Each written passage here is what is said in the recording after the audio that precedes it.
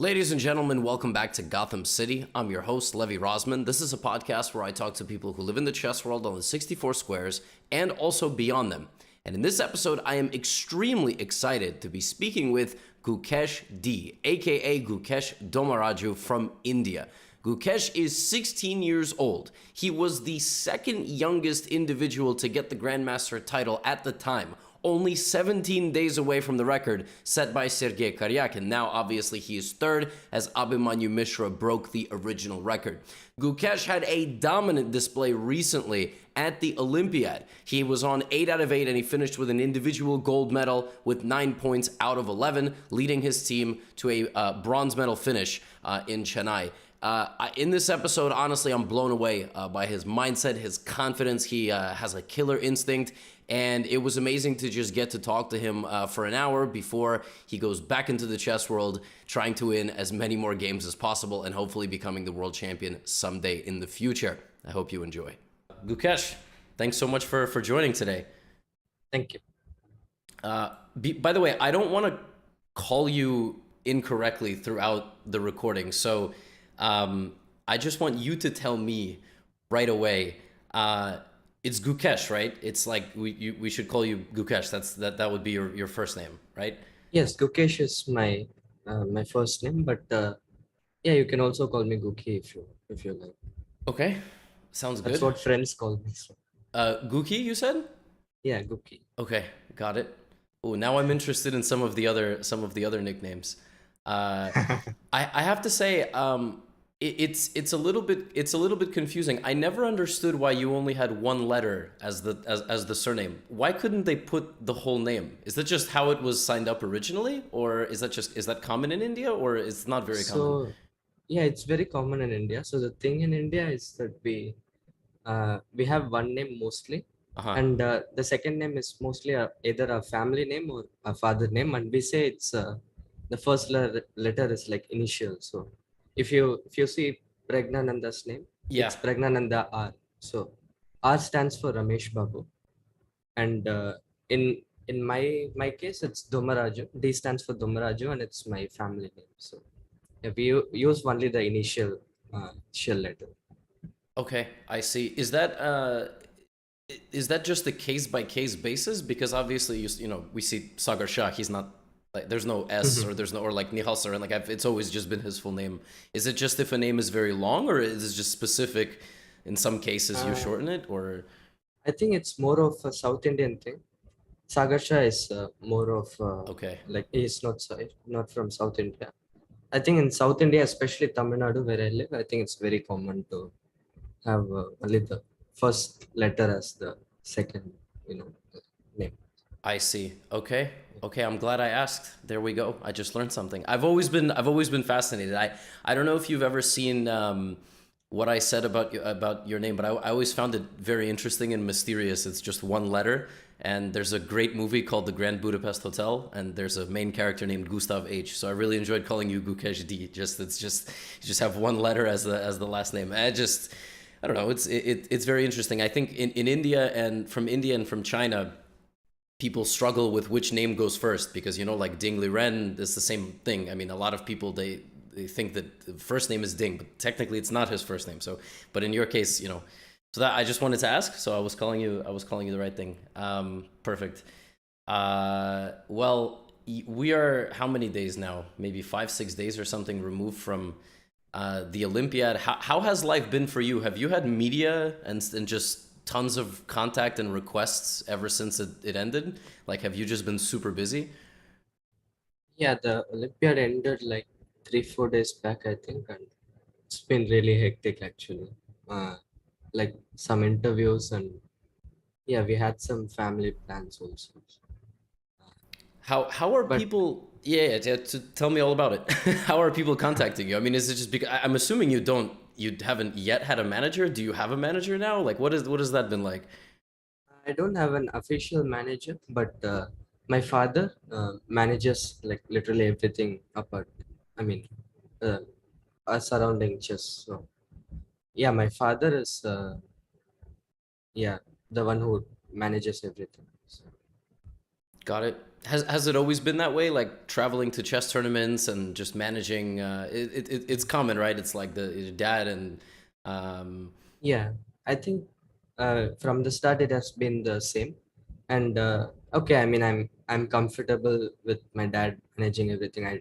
I can, just fully focus on chess, and my father also likes to do all this work and supports me in every way. So yeah, it's a natural thing, and we never really thought of hiring a manager. So, it's definitely a strange concept, right? Especially when you're a bit younger. Like I don't know if I think some of the other super top players have managers.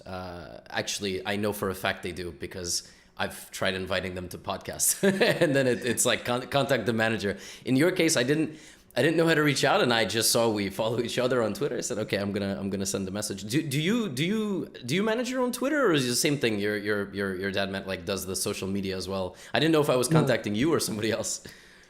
yeah. So all my social media accounts, Facebook, Twitter, uh, also Instagram, I think, or everything is managed by my father. I mean, he shows me if there is something interesting going on, Hmm. but I personally don't check most of the messages. Yeah, it's mostly my father handling everything.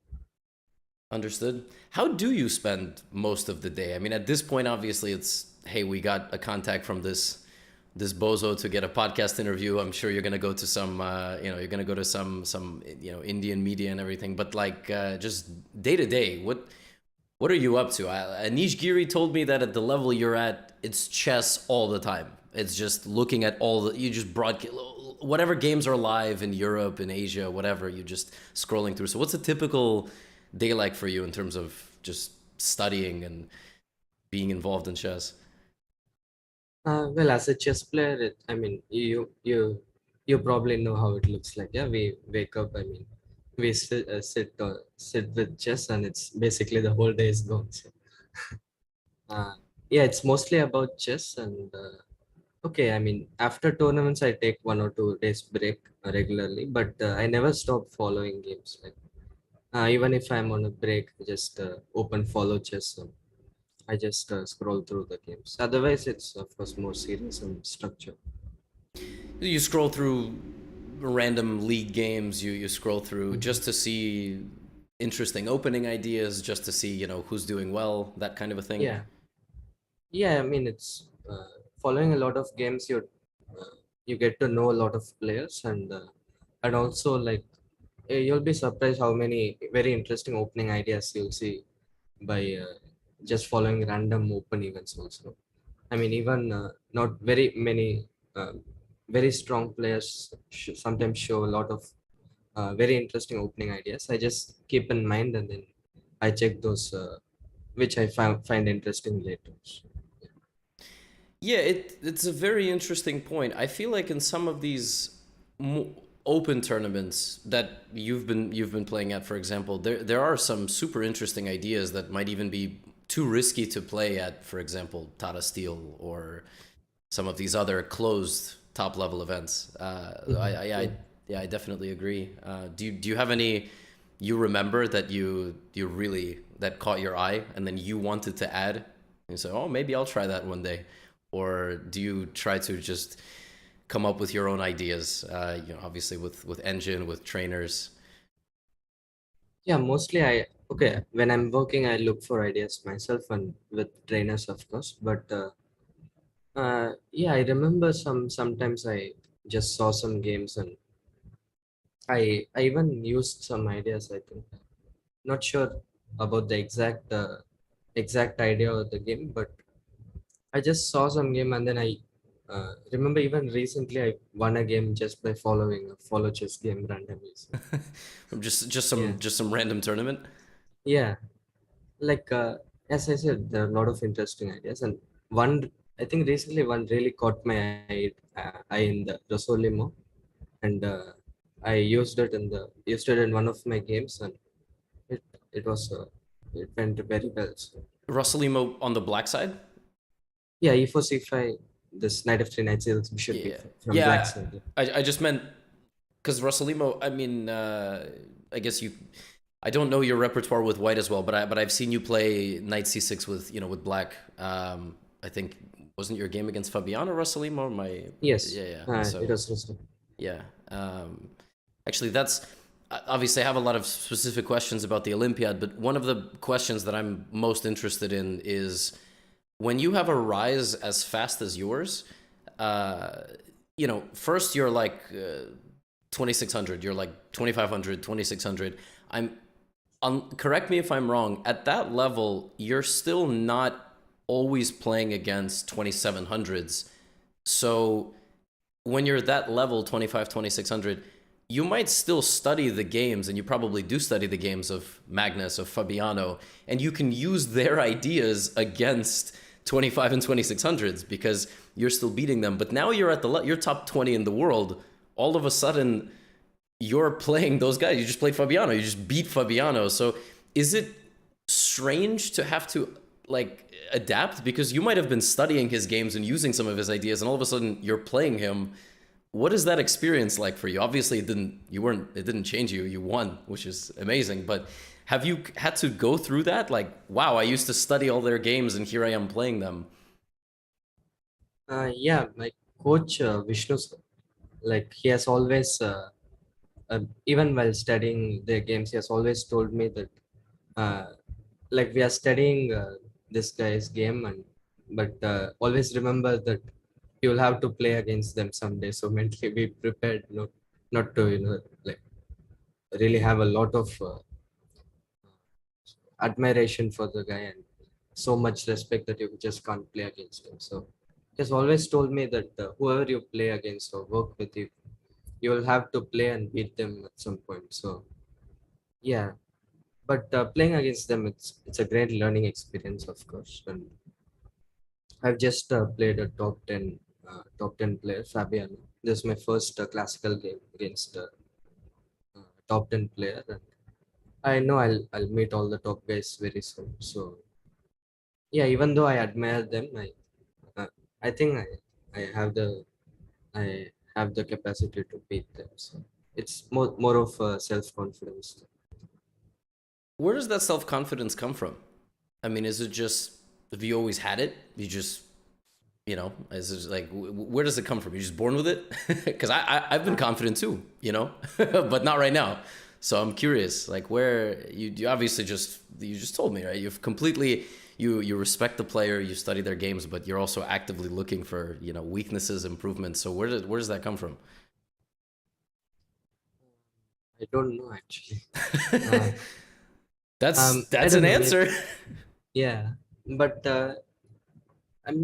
maybe I can only come up with maybe explanations, but I'm not sure which is the exact reason. But one of the things I think that recently after the pandemic, I've been extremely confident, and one of the reasons I think is that in the pandemic I worked very hard, and after the pandemic I got some one or two events where I played really well, and um, that just kind of it was a self approval of my hard work, and from there the confidence has just been rising. I don't know, maybe that's one of the things, but I really don't know. It's a totally reasonable explanation. I also feel like sometimes when you're a little bit younger and you just completely steamrolling everybody, like for example, like you did in Olympiad, I'm sure that helps. You almost feel like you're just untouchable. I have a much different story. I wasn't, at the time you were the second youngest grandmaster ever. So I obviously, when I was 12, I was 2000. And by the way, being 2000 at 12 years old in the United States when I got it, I was number 2. Daniel Naroditsky was number 1. So back then it was actually impressive to become 2000 at the age of 12. But I feel like it's if you're 2000 nowadays at the age of 12, it's nothing particularly impressive. But I can imagine, right? Like you have a lot of success, you have a lot of momentum. Pandemic, obviously, you mentioned. I was going to ask you about that. When pandemic happened and everything, when everything shut down, you just looked at it as a learning opportunity. studied every day and worked every day. Did you play training games like against some of, the other guys your age? How was pandemic? Was it any different than studying chess now, or was it about the same? Yeah, so before the pandemic, my style was just to play tournaments non-stop. Mm-hmm. Uh, like in 2018, 2019, I played like crazy amount of tournaments and games. And yeah, in pandemic, I had this forced break, and I don't know. At first, I didn't know what to do, so I was just playing a lot of online events, and it was not really. I was not really enjoying it, and also I was not really improving my game. So I mean, the pandemic really changed me, and one of the things is completely shutting off online chess. Uh, Mm. I have played very few online events in the pandemic or after the pandemic, and I just realized that I have to set my priorities. And my number one priority I thought was to, like, when the tournaments resume, I have to be in the absolute top shape to play classical events, and improve my rating as soon as possible, because obviously I know that a lot of time waste was gone in the pandemic, and I have to be two steps ahead when the classical tournaments start. So I started working a lot, and one of the things is also I started working with engines. So before the pandemic, I didn't really use engines. It was mostly my trainers who were using engines, and I was just trusting them. But in the pandemic, I started using engines myself, and I also this got a invitation from Baka Vishayanand Sir's academy, uh, to be a student in academy, and that also really helped working with all the top coaches. So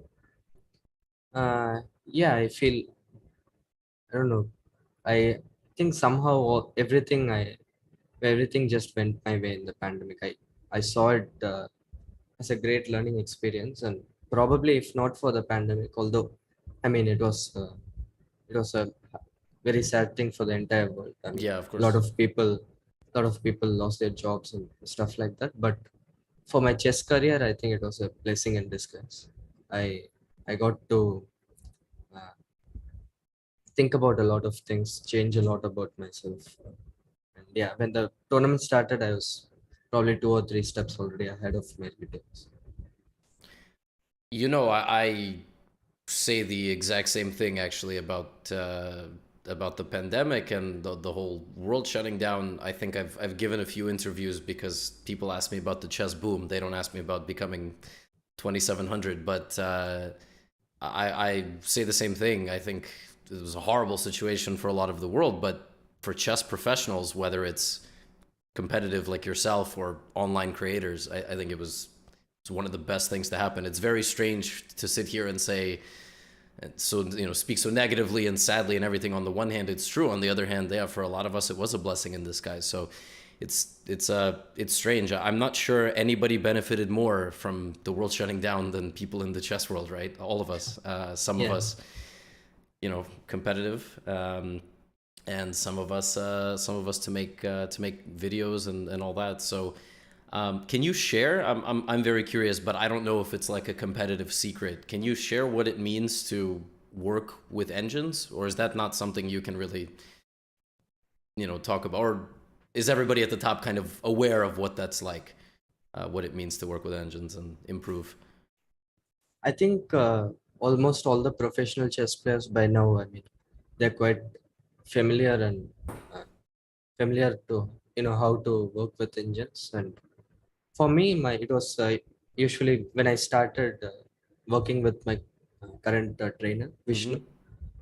It was his idea to like not work with engines, so that I develop some you know practical playing qualities and stuff like that. And his usual plan was that if I manage to like reach 2700 without using engines, and then we start working with engines, it will be a huge advantage, because I'll have all the practical skills and stuff. But in the pandemic, I thought I was probably when I started working with engines, I was 25, 78. I mean, I was close to 2600. And I had a I had a discussion with my coach, and I felt like it was already time to, start working with engines.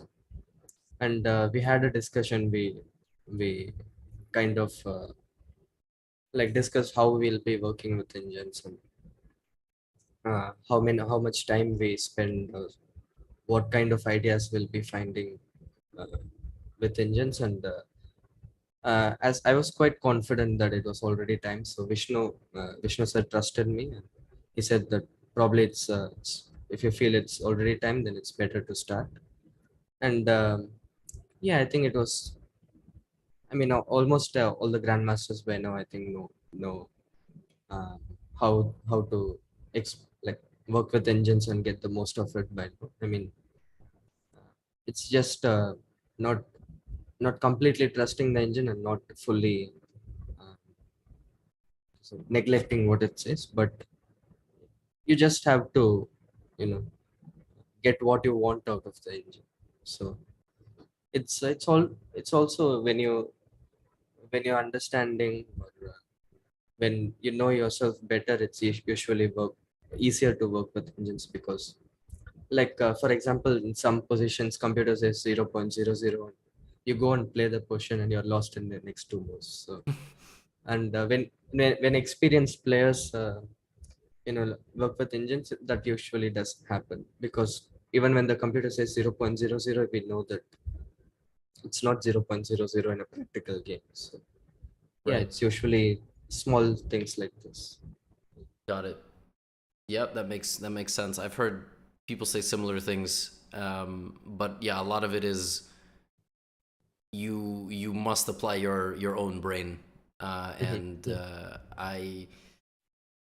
I definitely understand. I've tried, so I'll tell you my experience of being when I was even in decent form. You use the engine, and it's very easy to read the top couple lines, and it's higher evaluation than the others, and you're very excited, and but yeah, when left to play practical ideas, and in a practice game, it's a complete nightmare. Like sometimes you make one bad move and everything is out the window. Also, as I'm sure you know, I'm not telling you this, mostly the audience. Sometimes you're at the board and you think something on the board is what was on the engine, but it maybe not the case, right? Like you're like, I swear this is the move, but why does this look so much more challenging now than when I was studying it? So you're saying you've kind of developed that skill to not always rely on what it says, but also play to your own strengths.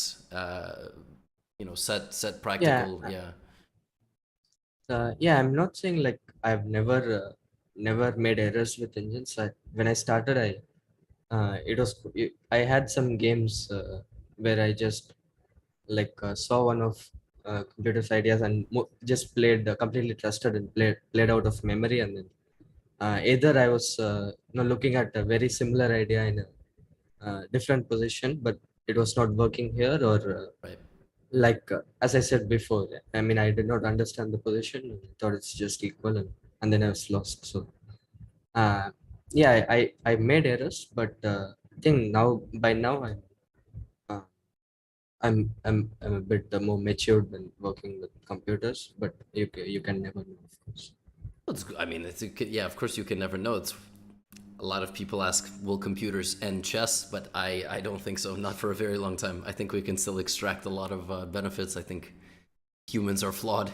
So yeah, I don't believe in that stuff too much. I was gonna ask you, how do you learn, for example, the ideas or the critical plans in a brand new opening at the level that you're at? When you're a beginner, you can do anything, literally. I mean, you can watch YouTube, buy a beginner's course. When you're intermediate, it's the same, but maybe you rely more on books, Chessable, for example.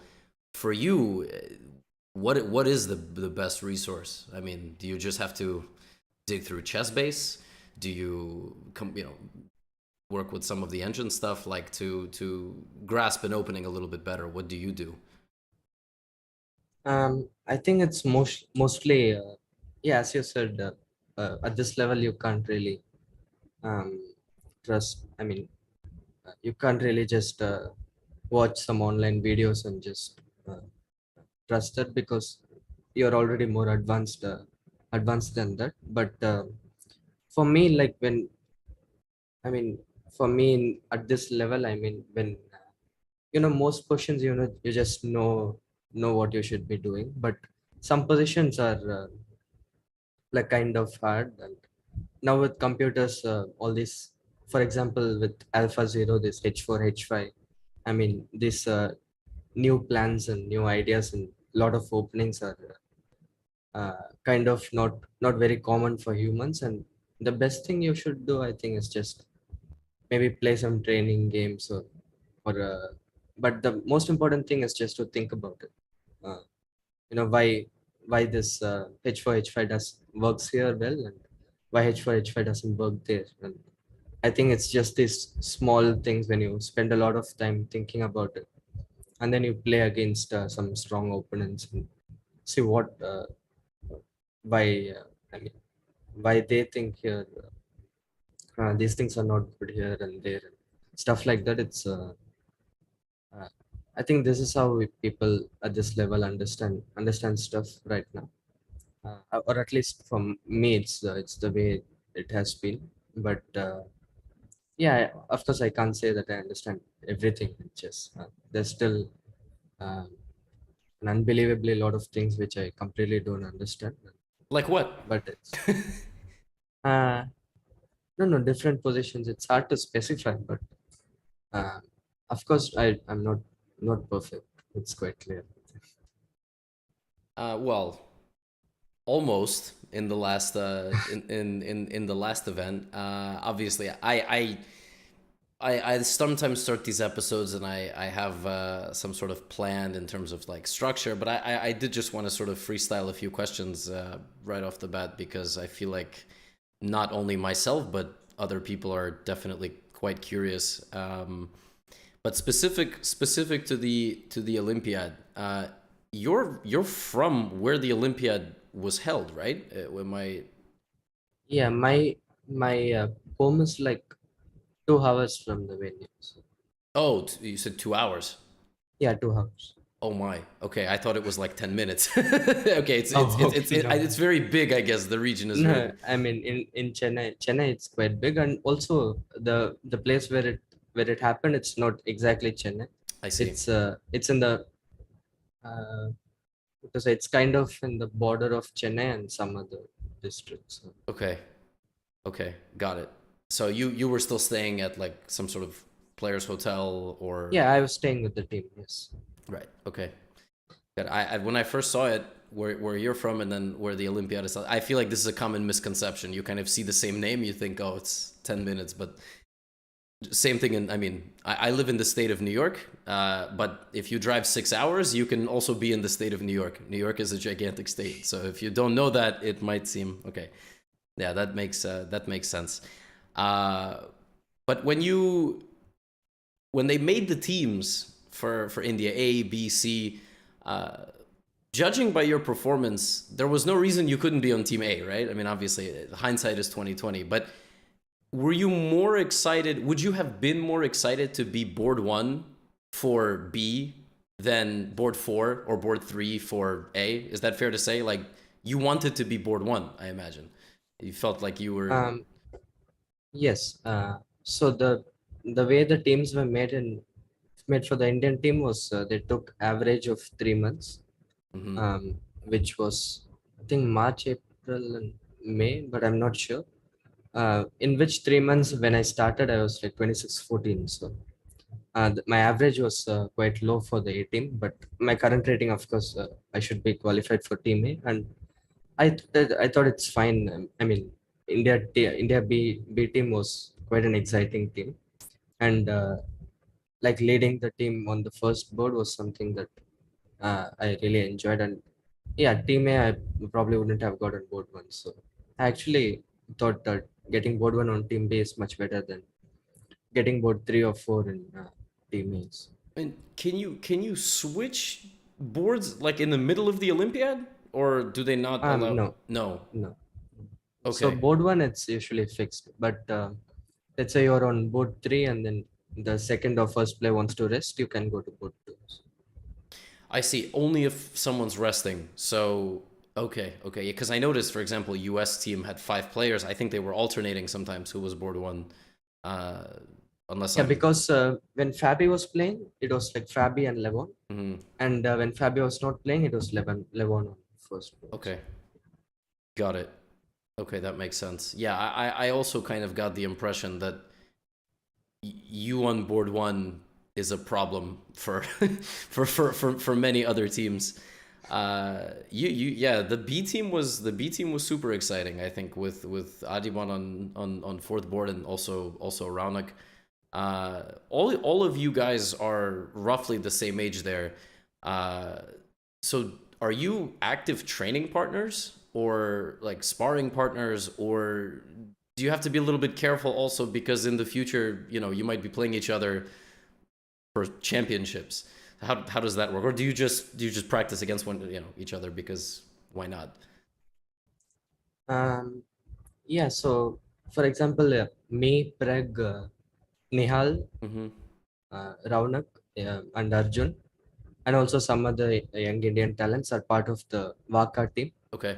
the Vishayanansa's Academy, and we have regular sessions with our coaches. Sometimes Vishayanand sir himself is working with us, and sometimes the other coaches like Gaevsky and Arthur Yusupov or Sandeep Panchandra, all top class coaches, and also Boris Gelfand sometimes. Mm-hmm.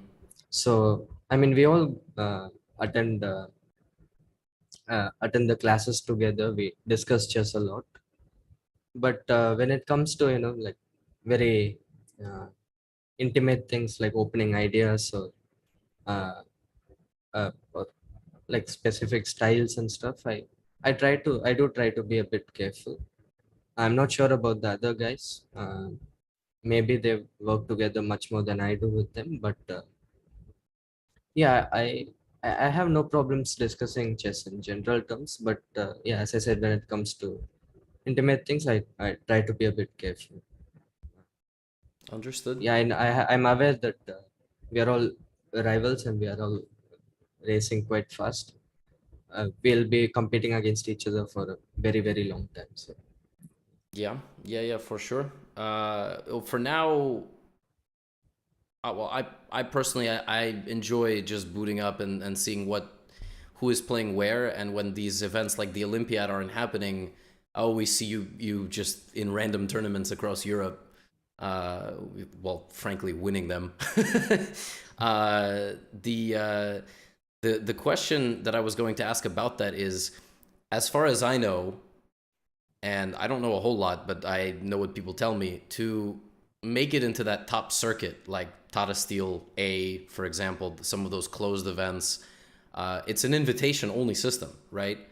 If that's correct. So for 2023 and really the rest of this year, are you expecting invitations now? Is that kind of the plan?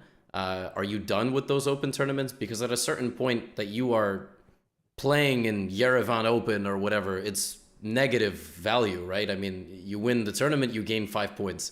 You lose one game, you lose 8-9 points, right? So is that what's next now that you're, I think, 27, 25, if I'm not mistaken?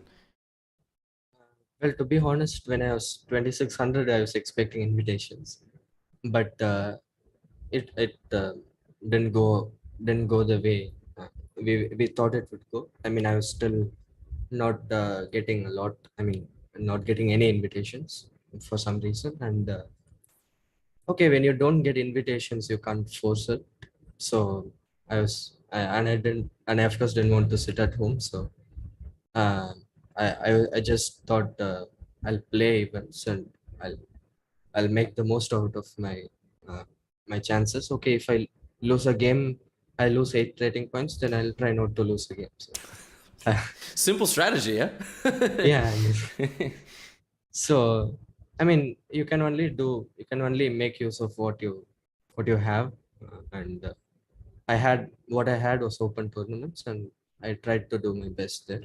And now that I'm top 20, I mean top 25, I am expecting some invitations, and if I get invitations, I'll be more than happy to play them. But if not, then why not play open tournaments? That's amazing because you're saying that like if you right now if you just sit there, you just don't do anything, you just study chess. You have to be formally invited to play in these events, right? But will you reach out yourself, or are you kind of like, guys, hello, I'm here, I'm number 2 in India, invite me, what are you doing? Right? Like, I mean, now they have no excuse.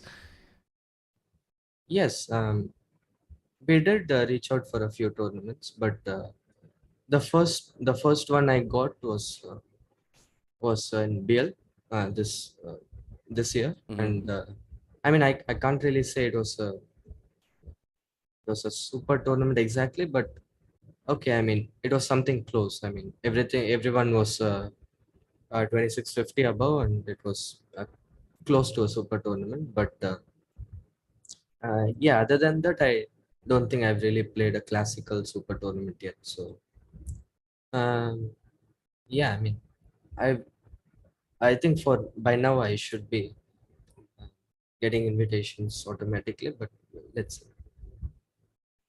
Makes sense. I still find that extremely fascinating. That and I, like I said, I spoke to MDL, for example. Same thing. He was kind of mentioning that if you drop out of a certain level, you might legitimately just not get invited to a tournament, which I just find fascinating. So I asked him what his preferred format was, and he's played in all sorts of events. Do you look forward to, like, do you think you would enjoy closed events against some of the top 10 guys, or do you prefer something more open style, like if all the top players were to play in an open, or do you like knockouts? What do you enjoy, or do you just not care, you just want to play chess? Uh, I think by now I haven't played a close tournament with all the top 10 guys. So if I get a chance, I'll take it as a huge learning opportunity. And yeah, I'll be really excited to play in a closed event. But with like all the strong players in an open event is also a very interesting thing. Yeah. I mean, for example, Grand Swiss I played, and uh, it was very interesting. But a close tournament is always a different feeling, because day after day you're getting like the absolute best, and you have to be in shape every day. Either you lose yesterday or you have the biggest win yesterday, you still have a very tough game tomorrow. So that will be a very interesting experience. I'm pretty sure a lot of the biggest lessons await me in those kind of tournaments. So, I'm sorry, yeah, my dog started barking. He's just must have yeah. been extremely excited about close tournaments. It's true, those events are kind of insane. You might lose a game, and then tomorrow you have to play Magnus with black. Like one of these things. Have you've gotten a chance to play Magnus in one of the online events yet, or just? Uh, I played against him in Gold Money Asian Rapid. Yeah. So that was a draw, and but I haven't played against him in a classical. I mean, Yeah. in a over the board. Yeah, of course. Actually, speaking about that, I realized you have this situation where you don't play much speed chess over the board, and so your rapid rating is 2280. I think I might be higher rated than you in rapid, or something very, maybe not. I think maybe my rapid is like 2250. So is that another thing that you're gonna do this year, or at some point play like World Rapid and Blitz? Yeah, I did play the World Rapid and Blitz last year, and I think I gained a lot of rating there.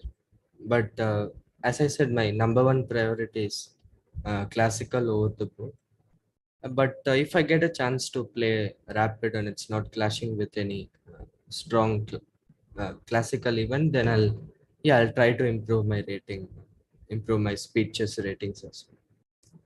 But there isn't really, what you're describing is there's not really much of a benefit, right, to play World Rapid Championship unless you're going to win it, right? I mean, if I'm not mistaken, like if you travel across the world at the end of the year to, for example, I think last year was in Poland, and you have an okay result, but you gain some points, but you don't win anything, might as well just stay home and study, be with your family, not travel But thousands okay, of miles.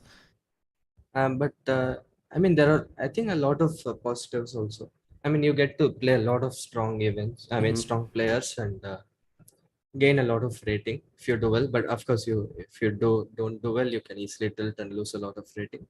But okay, that's the way it is. And okay, for example, last year I finished ninth, and I got some very good prize money also. So I think you can either try for finishing in the top, or you can also just play for rating.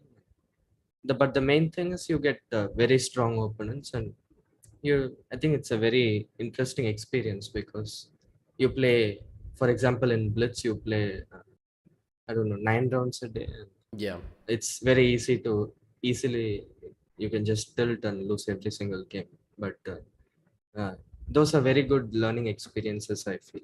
And I think it's Rapid and Blitz is a very interesting event. I'll be surely playing this year as well. Where is it this year? I don't think it's announced yet. What is it? Oh, okay, that makes sense. That's because I have absolutely no idea. Yeah, it might probably will be somewhere in Europe, I imagine. Mhm.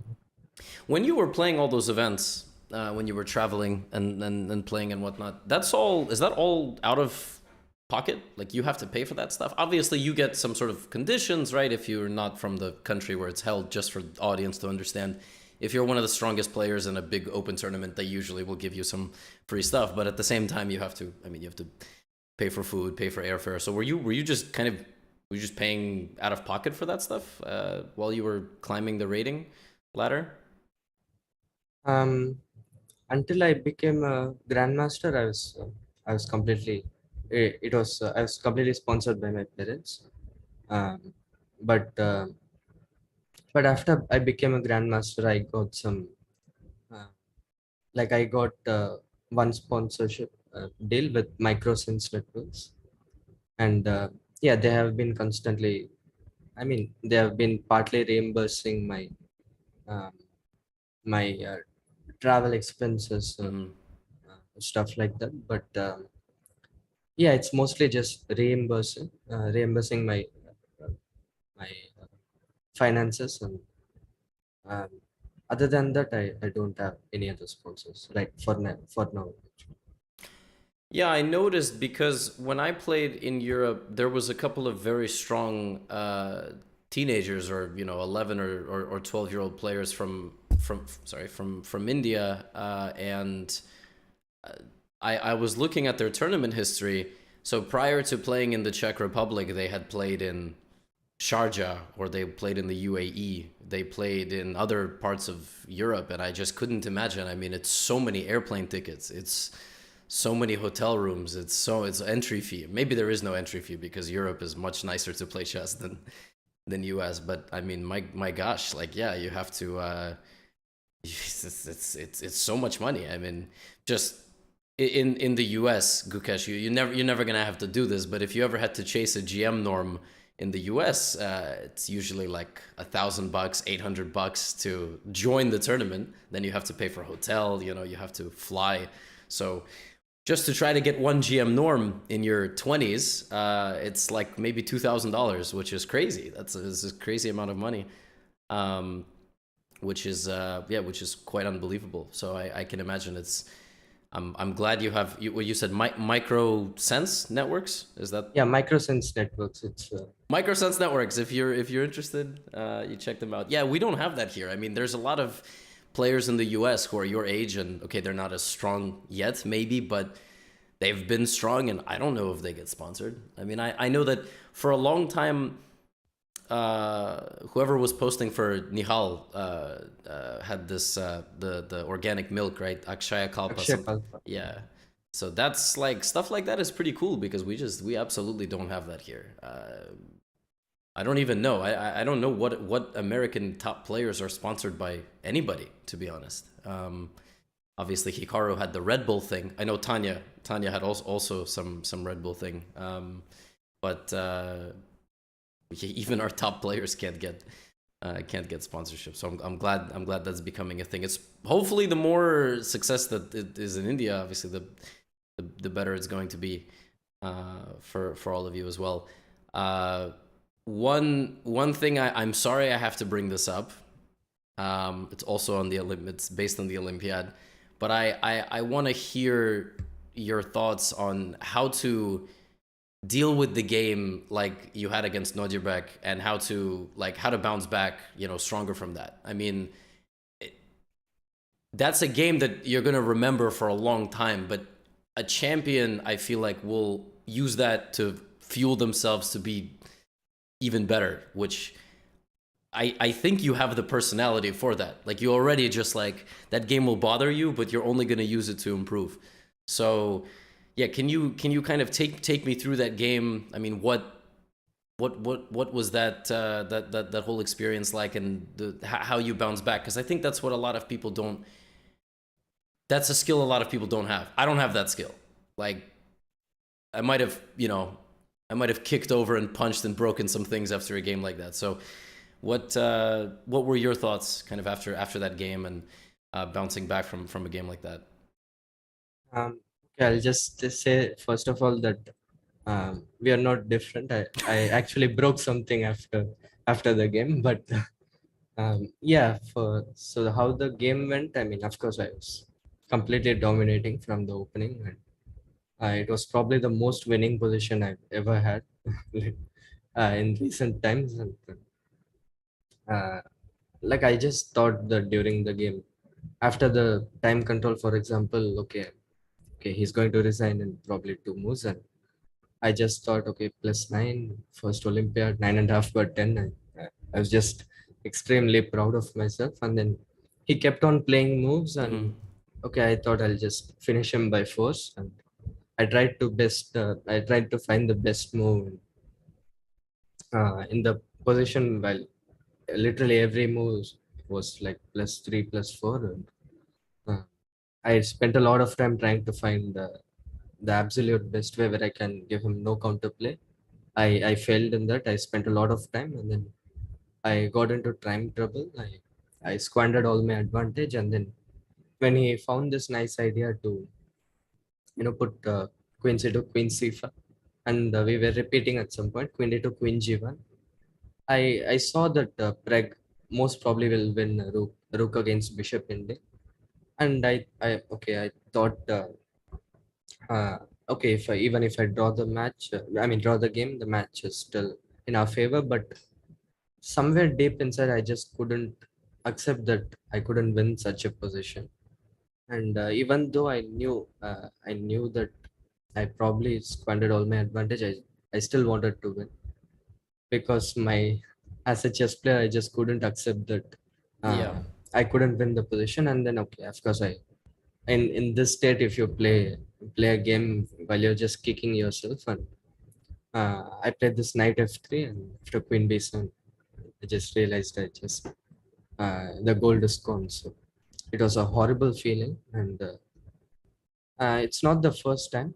I already had this against Pregnananda in Reykjavik, uh, where, for example, it was the last round. He was leading by half a point, and I was trailing. And if I win, I most probably will win the event by Buchholz, because some two others were also there. And if I win, I'll mostly win the tournament.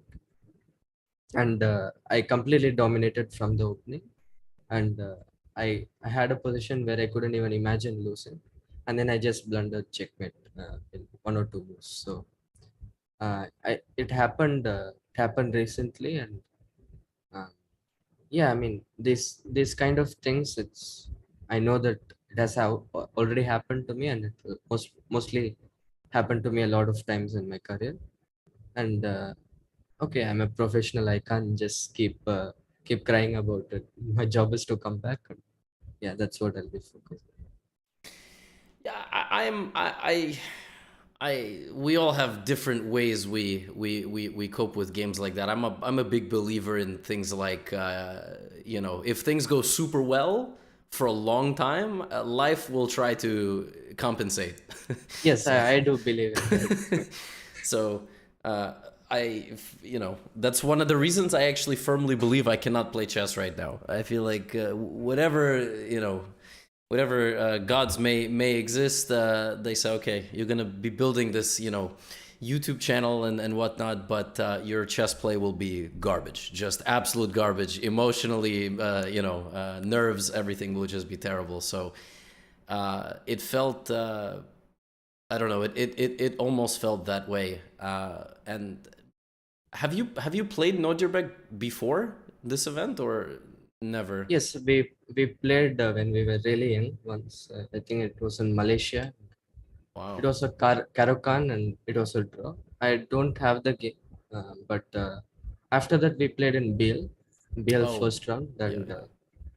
it was a very good game by my side, and I beat him.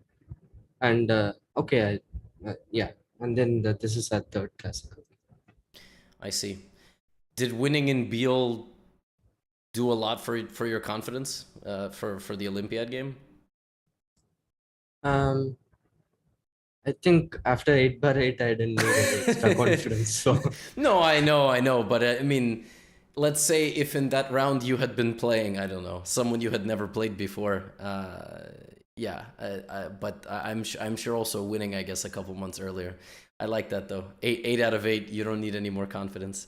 Um, what like when it's 8 out of 8, it's not even necessarily that you are constantly playing perfect games. It's almost, does it almost feel like your opponents just inevitably will make a mistake at some point? I mean, it's just like what is the feeling like when you are 100% and everyone they put in front of you just at some point completely self-destructs?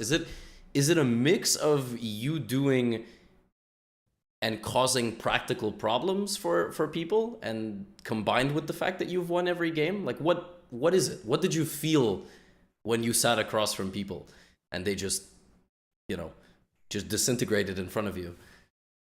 I think it's just a rule about good and bad form. I mean, when, for example, you are in bad form, you you feel absolutely in control for the entire game, and but actually you're not. When you, I mean, you think you just played a perfect game, but you have missed a lot of things. And then okay, I think it's more about you believing in yourself, and I mean opponents believing in you as well. When you're in bad form, your opponent knows that you're not perfect and you'll make mistakes. And but even when you think you somehow played a great game, you still miss something, and then your opponent just catches it. And when you're good form, I mean, you just feel like, for example, in Olympiad, felt like I was from the first round, I was missing some simple things from the start. But like I remember against Okachuro, I just missed something simple. He even played it, but then there was something surprising for me in the variation that I had miscalculated. So even when you feel like you're not doing good, something good just happens. I think it's more.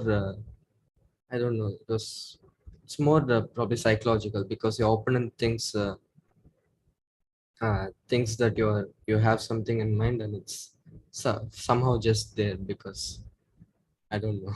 It's, I, I it's hard to explain. Well, I call it higher rated bonus. So when I'm sometimes in good form in Blitz and I get up to 2800 or whatever, and suddenly, no matter what I do wrong in a position, there's something. There's just Yeah, always something. that's And yeah. so I always joke it's kind of like, do you watch streams? Do you watch any online stuff? Like, I'm sure if you're gonna Uh, watch somebody, you're gonna watch Hikaru play Blitz, right? Like if you're gonna watch anybody. Uh, I actually don't watch a lot, uh, but yeah, I have watched a few streams before. Yeah, I that's why I would imagine. I only ask because sometimes you watch Hikaru play these games and you just, it's like, oh, I blundered, and then he wins in 3 moves. It's just Like when I blunder, it's a serious mistake, you know. But I know it makes sense. It makes sense. And in the first round of Olympiad, is it a little bit strange because we saw a lot of higher rated guys go down or almost lose to 500-600 points. Is it strange to play 22-2300s or not really? I mean, it's just another chess game. Probably the top players, for example, Levon drew the first round. Mm-hmm. I think it's because I don't know. He probably hasn't played 2400 in like years. So I mean, they're not used to it. But when I play opens, I get a lot of these guys, and I know that they are also chess players. And when you kind of underestimate a player a lot, you just think you'll beat him. You'll beat him probably a piece down. You play. Uh, you're just very overconfident when you play some nonsense. But I know that I played a lot of 22-2300s. I've recently lost against one in one of the recent tournaments, so I know that they also can play chess, and I try to give respect to them. Yeah. Okay. If I'm not if I'm mentally stable, okay, for my level, I should be able to beat them. So if we played a classical game and you gave me peace odds, how many games do you think you could not lose out of 10? Peace odds and in a classical game. Okay, that is not a very good thing. I know. But you were like, oh, I think I can beat him down a piece. I feel like in Blitz, actually, I feel like you could maybe get a good score. I don't know if you saw. I looked at our recent games and I'm like, man, I just was not close at all. I remembered we played one game in particular in Title Tuesday, and that game still haunts me. I just played like a monkey, and you just played like every top move. I was like, all right, well, But I noticed what you said earlier in the episode. You stopped playing online. All of our games were in 2020, and we haven't played much since. That'd be interesting to see. Peace odds Blitz match, but I feel like at this point it's insulting your intelligence. You're at the level where you have to start demanding things, right? Like 2600, 2680, you're still climbing. Now that you're 2720, it's time for people to start, respecting your time more and not putting you through such things. So actually, on that note, what's next for you? You said tomorrow you're traveling, right? So what's next on the schedule for tournaments and for the next few months?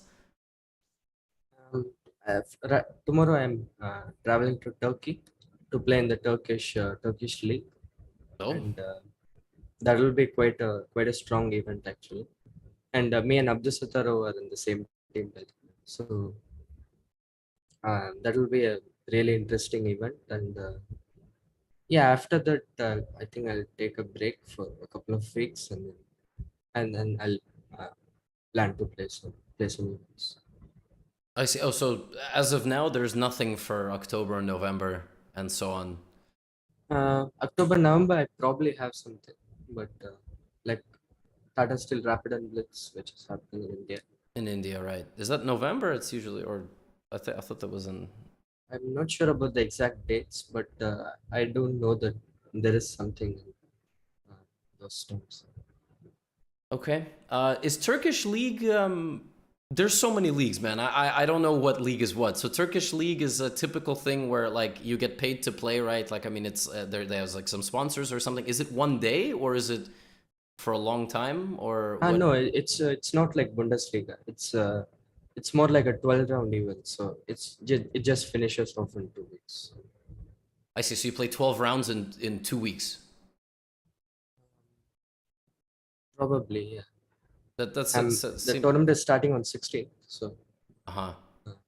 Wow. Okay. And Turkish league is not. It's kind of a deceiving name. I imagine there's a lot of Turkish players, but I imagine there's other players as well. Is it like? Yeah.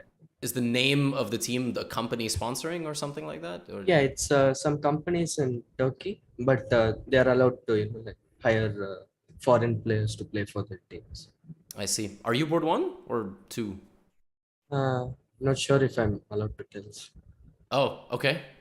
Yeah. No problem. Yeah, that's. Oh, yeah. That's true. Sorry, I didn't realize that people might be people might be preparing. Well, I will be watching. Please play an amazing game, so we can make some some epic YouTube thumbnail. Both myself and Agat Matar can make some video with some fancy title and break it down for 800 rated players.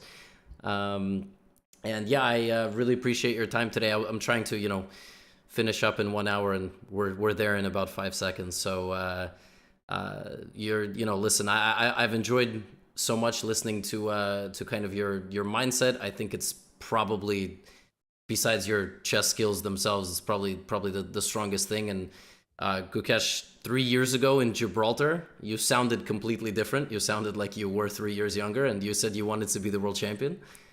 So all the best for that. Maybe we'll see you in the next world championship cycle already. Yeah, thank you so much. Yeah, community loves to watch your games. I mean, they all, not just the Indian community either. I mean, a lot of people, they're super interested in your games, and we'll be cheering for you moving forward. Thank you. As always, folks, if you enjoyed this episode of Gotham City, you know where to find me for all of my other content as well. Thank you for your continued support. And I'm available on Twitch and on YouTube with donation links, and also GothamChess.com if you're interested in some of my chess courses. Until next time, I will see you right back here in Gotham City with our next guest.